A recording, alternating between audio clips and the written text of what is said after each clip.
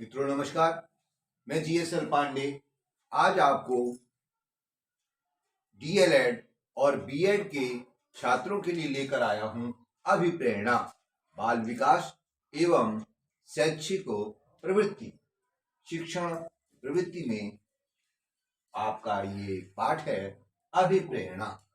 अभिप्रेरणा के विषय में वुडवर्थ ने बहुत अच्छी बात कही है।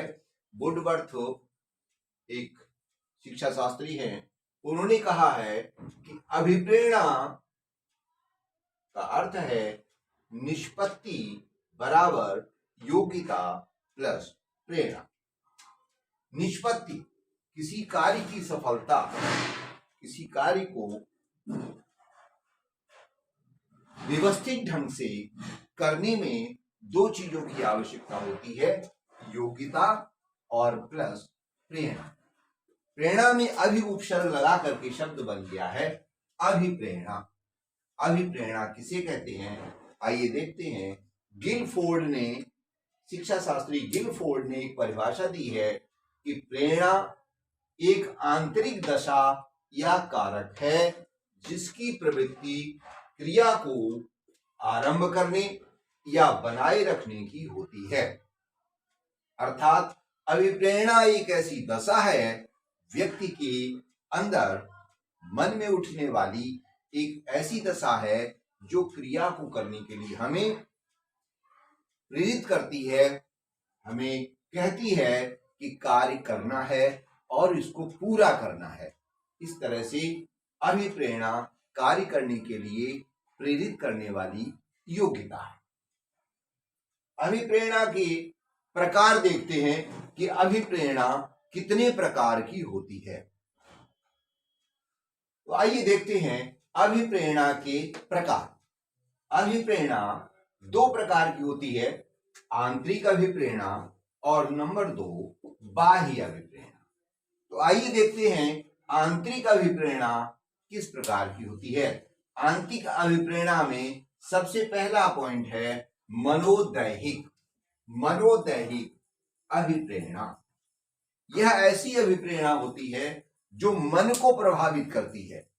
जैसे मन में आनंद की उत्पत्ति कर देना, किसी कार्य को करने में यदि अधिक आनंद की प्राप्ति होती है तो वह आंतरिक अभिप्रेरणा और मनोदैहिक अभिप्रेरणा कही जाएगी।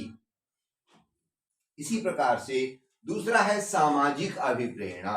सामाजिक अभिप्रेरणा का मतलब है कि किसी बालक से कह दिया जाए कि ये बालक तुम ये काम पूरा करोगे तो तुम्हें समाज में सम्मानित किया जाएगा, तो वह बालक सामाजिक रूप से अभिप्रेरित हो जाएगा। आते हैं व्यक्तिगत अभिप्रेरणा। व्यक्तिगत में किसी बालक से या व्यक्ति से व्यक्तिगत रूप से कह दिया जाता है कि तुम्हें अपनी, जैसे बालक है किसी कक्षा में पढ़ता है तो उसे वहां पर मॉनिटर का लोभ दे दिया गया कि तुम यह कार्य करोगे, तुम इतने अंक लाओगे तो तुम्हें कक्षा का मॉनिटर बना दिया जाएगा। तो वह व्यक्तिगत अपने लाभ के लिए वह बालक परिश्रम करता है और कठिन परिश्रम करता है और वो अभिप्रेरित हो जाता है। आते हैं बाह्य अभिप्रेरणा में। बाह्य अभिप्रेरणा में सबसे पहले होता है दंड। दंड एक ऐसी प्रक्रिया है, एक ऐसा कार्य है जिसे जाने गाए बगाहे अध्यापक बालकों पर दंड का प्रयोग करता ही करता है। और यद्यपि दंड देने पर पूरी तरीके से कानूनी रूप से रोक लगा दी गई है, लेकिन फिर भी कुछ अध्यापक इसको प्रयोग करने से चूकते नहीं हैं।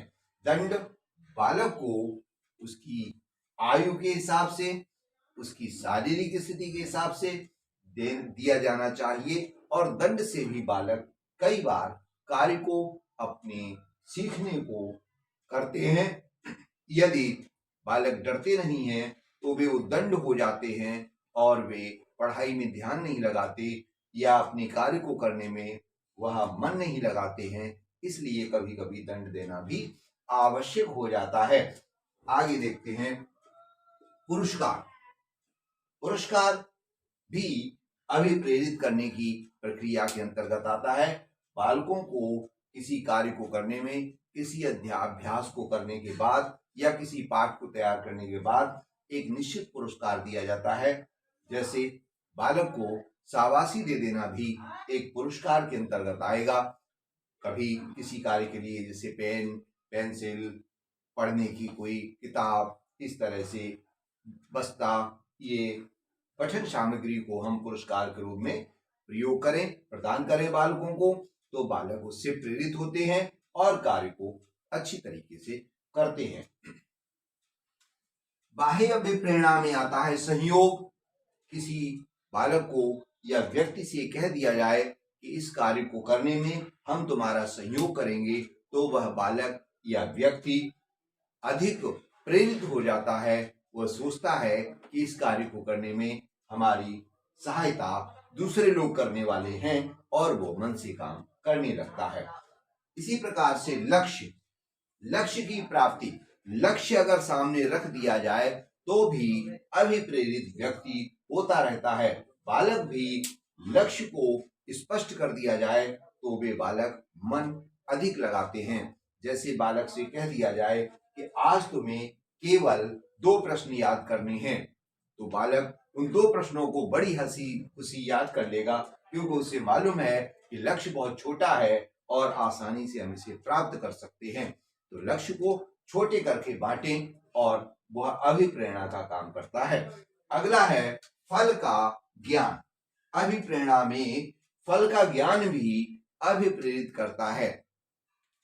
मान लीजिए कि किसी व्यक्ति को कह दिया जाए कि इस कार्य को करने से आपको इतने रुपए का लाभ होगा और इससे अधिक कार्य करने पर अधिक लाभ होगा, और यदि कम काम किया जाएगा तो कम लाभ होगा। इस तरह से उसे लाभ का ज्ञान करा दिया जाए, फल का ज्ञान करा दिया जाए बालक को या व्यक्ति को, तो वह अभिप्रेरित होकर के उस लक्ष्य को प्राप्त करने के लिए और उस फल को प्राप्त करने के लिए अधिक मेहनत करता है। ठेकेदारी प्रथा में कार्य इसीलिए शीघ्रता से और जल्दी और कम समय में उसको पूर्ण करने का जो लाभ प्राप्त होता है वो इसी फल के प्राप्ति के कारण होता है। ठेकेदारी का कोई भी काम बहुत जल्दी से जो श्रमिक होते हैं वो कर लेते हैं, क्योंकि उन्हें मालूम होता है कि कार्य करना हमारा लक्ष्य है, समय पूरा करना हमारा लक्ष्य नहीं है। जब वही मजदूर दैनिक मजदूरी पर कार्य करता है तो धीरे धीरे काम करता है, उसे 8 घंटे काम करना है और उसके बाद उसे वेतन मिलना है। लेकिन जब वही व्यक्ति फल की प्राप्ति मानी कार्य को पूर्ण करने का उसे ठेका दे दिया जाता है, तो वो उतना पूरा कार्य 4 घंटे में ही करके घर चला जाता है। उसे मालूम है कि ये कार्य हमें करना है, समय कम भी हम लगाएं या ज्यादा खर्च करें, हमें वेतन पूरा मिल जाएगा, इसलिए वो कार्य को कर डालता है शीघ्रता से। तो इसलिए अभिप्रेरणा को हम शिक्षा के क्षेत्र में बहुत यह उपयोगी है। किसी भी विद्यार्थी को अभिप्रेरित करके यदि शिक्षित किया जाए, शिक्षा दी जाए, तो वह अधिक सफल होता है, और यदि अभिप्रेरणा को ध्यान में न रखा जाए तो बालक सफलता में धीमे रहता है, पीछे रहता है। इसलिए अभिप्रेरणा बहुत महत्वपूर्ण है। मित्रों, आज का विषय यहीं पर हम विश्राम देते हैं। कल नए विषय के साथ पुनः आपके सामने उपस्थित होंगे। जय हिंद।